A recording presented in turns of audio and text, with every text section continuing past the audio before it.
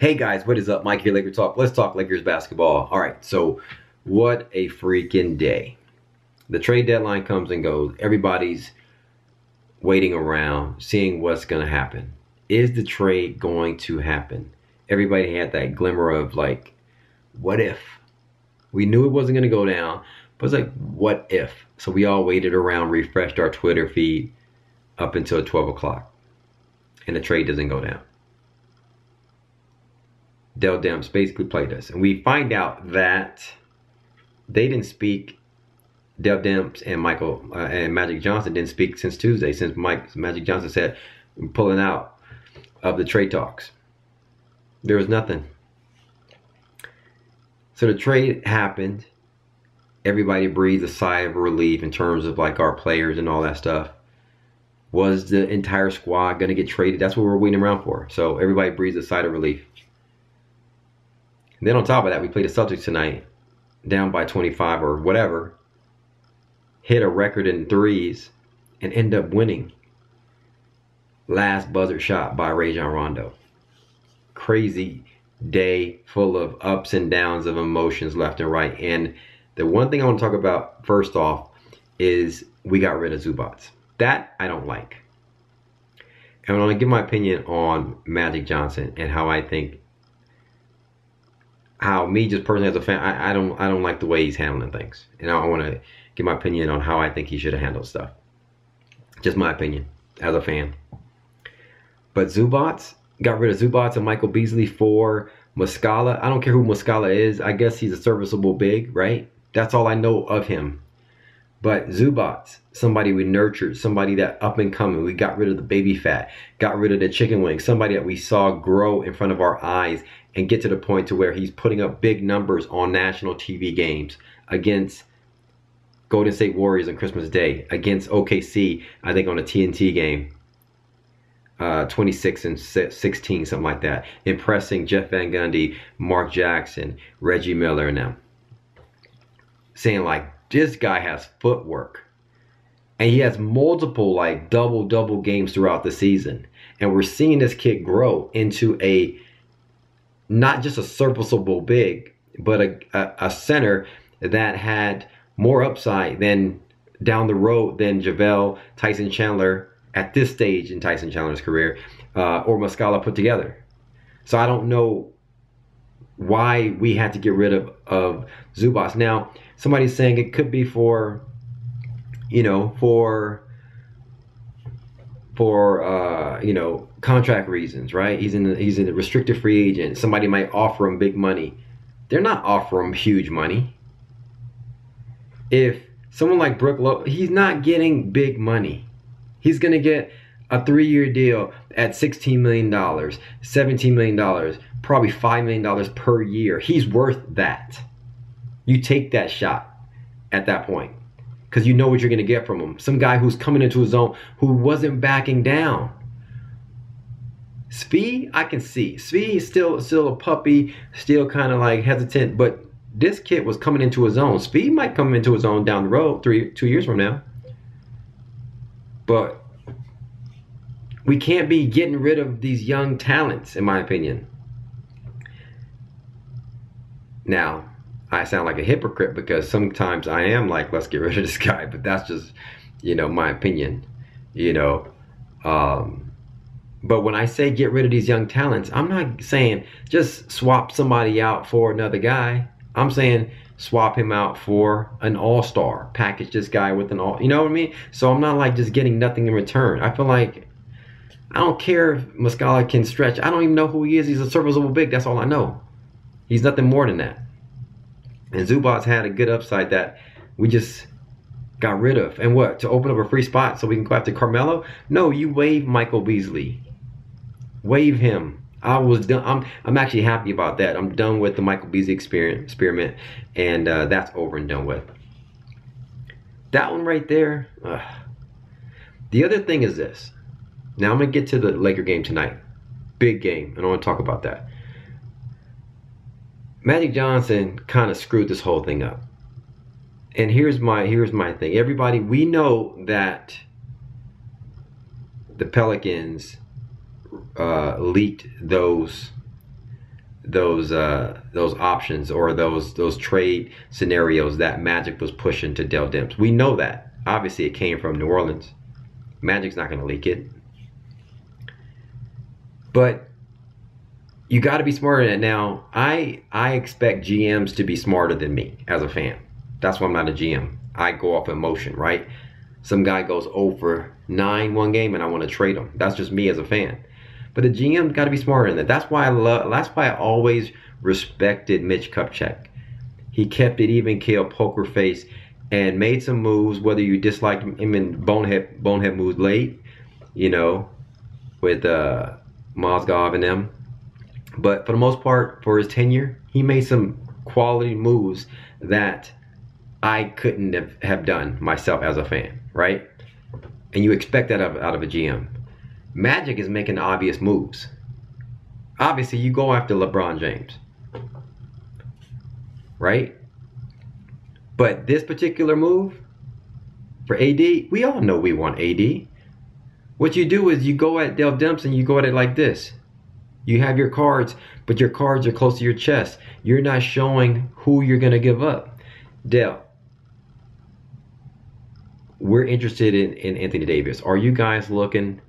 Are you guys considering? Would you consider something in the works with us? We have a bunch of assets. We have a bunch of young guys that we're willing to, discuss. Are you open to discussion? Call me back. Let me know. I want to have that talk with you. If Dell Demps call, okay, Dell, what are you thinking, man? We're really interested in Anthony Davis. We know he asked for a trade. We're interested in Anthony Davis. Would you be willing to work with us and try to work out a deal? If Dell Demps says yes, you say, hey, can you shoot me a package on what you might consider for Anthony Davis, right? If Dell says no, you throw out the names and I'll let you know. No, I'm gonna say, Dell, let's be serious here. You give me some names and let's discuss that. All right, I'm not giving up anybody right now unless you tell me what you're looking for. You kind of go at it like that. So if Dell Demps says, nah, Magic, I'm walking away, Magic didn't show his cards. So they're not leaking anything. If they had leaked something and said, Magic about to give up the entire squad, which sounds ridiculous. Magic could have came out with a statement and said, absolutely not. We did not offer. That is a complete lie. Then the guys on the squad would have been like, yeah, Magic, go Magic, right? They would have felt empowered. Like, you know what? This is our home. We understand Anthony Davis is out there and we could get traded anytime for Anthony Davis, but Magic did not include us in that trade. Magic could have came out and said that if it was untrue. But the fact is, it was true. Magic did show all the cards and showed everybody picks, Josh Harden, Rondo, the entire freaking squad. What, almost 9 people? 9 players for, right? And then everybody's now in an emotional state where they're like, damn. You got Lonzo after the trade deadline comes. He's like, we're not going nowhere. He's playing that puppy song. So that's that, right? Just me as a fan, I expect my GM to be smarter than me. Yes, I did. I was, at one point, I was clowning D'Angelo Russell. But guess what? That's just me as a fan, being emotional sometimes. Why do you trade D'Angelo Russell? I knew he might have gotten traded or whatever. And I know there's reasons why we traded him because I was actually calling those out. But I'm like, would I have changed my mind if Magic? Yeah, I mean, that's not on me. I'm an emotional fan. I'm going to tell you straight up. Somebody go 1 for 17, I'm willing to trade him. That's just me, right? You can't really go off my emotions. I'm not a GM. I'm just a fan. So I expect my GM to be smarter than me. That's just me. And Magic, in my opinion, gotta handle this all better. From now on, in my opinion, this is my take. I'm not talking any trades anymore. As of right now, for the next, and I'll say this: I'm gonna let these guys play. I want to stick with these guys and sign Anthony Davis in 2020. That's my take right now. All right, I'm not talking any trades at any moment right now. even in the offseason. I want these guys to have some time on the squad. That's just me. Right? I feel bad for what these guys went through. I feel bad for my emotions as a fan is rising up and down. You know this. This thing is bigger than just a sport. This is our life. Well, it's not life and death, but you know what I mean. This is what we do outside of our other stuff. You wouldn't be watching my videos if you didn't care a lot about. You bleed this, just like me. So we ride and die with this. This is a long time story. I go back deep. With this Lakers squad. And, they win, my life is a lot better than when we lose. So it goes beyond sport. I'll tell you that. But here's the thing. We played tonight an amazing game against Boston. I thought we had no shot. Then we hit multiple threes. KCP, Lance Stevenson, Kuzma gets hot in the third quarter, goes nuts. And we come back, take the lead, fight, give heart. LeBron James has a LeBron James game, 28, 12, and 12. Fumble the ball at the very end, and Rondo hits that last shot. Rah. Go crazy. And we win. And I'm like, damn, that was a good win. That was a good win. That felt really good. Like, for a moment there, for like 3 minutes there, I got home late, and I had to rewatch it, but I got home late and caught the end of the middle of the fourth quarter. I went into the store when we're down like 16 or whatever, came back out of the store, and we're up by like 5 going into the fourth quarter. I was like, what? I'm listening to it on my car on the radio. Came home, caught the middle of the fourth quarter, and saw the end. And I was like, wow. That felt good. Like, I remember this. But I got kind of sad because you feel like when a win like that, I remember this when early in the season, about a month or so ago, that around that Christmas Day or prior to that, when Lonzo wasn't hurt, we were gelling. We were like 6th seed or something like that. I was like, damn, we're building something. Like, we're growing some strong roots. We're growing some strong roots with this squad. All we need is one piece. We weren't thinking about trading any of these guys. All we need is one piece in the offseason. Right now, we can make. Back then, we can make the playoffs as like a 6th seed. All we're missing is one piece. Then we'll sign AD in 2020. We thought we had no shot at AD, right? Remember that? We were like, AD's not coming right now. New Orleans not trading him to the Lakers mid-season. So we were like off with that. But we were like growing strong roots with our young core. But having gone through all this, you kind of feel like, man, Magic and them can just trade these guys from us. The whole freaking thing for one player, and we have to start all over again. And grow with people and grow chemistry. I don't like that, because as you see, for a team to gel, for a team to buy into one another, it takes time and chemistry, and that's what these guys have done.